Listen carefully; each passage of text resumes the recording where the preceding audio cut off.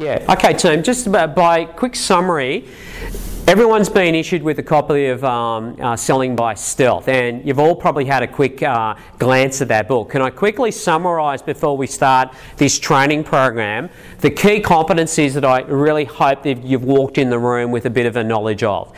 Number one is that in a very tough environment that we're moving into, we need to constantly be thinking about changes of approaches. So that's very much the message of the first chapter. The second chapters are the 9 competencies, 9 introductory competencies, the 9 things that we'd notice around best practice. And one of those is a very strong buyer focus versus a sales process.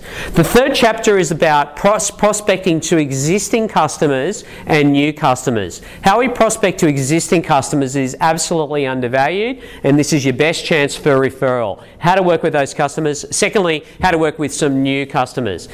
The next chapter is a lot about your face-to-face selling skills and about the ability to have a value hypothesis as you move at the start of a meeting. To be very clear at the value you'll create in the next 30 minutes as a result of the meeting.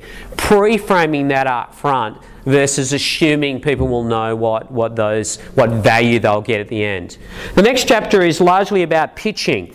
Many times we're noticing request to tender and request to proposal, or if I even was recently speaking to one of the yellow banks, and they had people sending emails to them asking for people to pitch for their business, and they would provide very little information up front. So the book goes on to say, how would I approach a customer where you don't exactly know their needs and you need to be in there talking and pitching about winning their business? And the reality of this is that we need to get good and sound about how we do that. That chapter covers that. We spend a bit of time as well on account management. The top 5% of your customers could lead to most of your profitability in the next year. How do I need to manage these customers in a different way? Particularly use a CRM with the management, so as I have ready access to information that assists me with getting buying from this customer. And largely, the last chapter is about the implementation plan. If I wanted to introduce a 90-day implementation plan, how I would go about doing that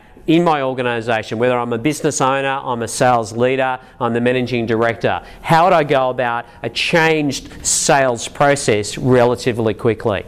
So I'd love you to think about how you could be using this book during this training program to reinforce what we're covering and really get good and sound at some of those skills. So good luck, and please enjoy the training we're about to do.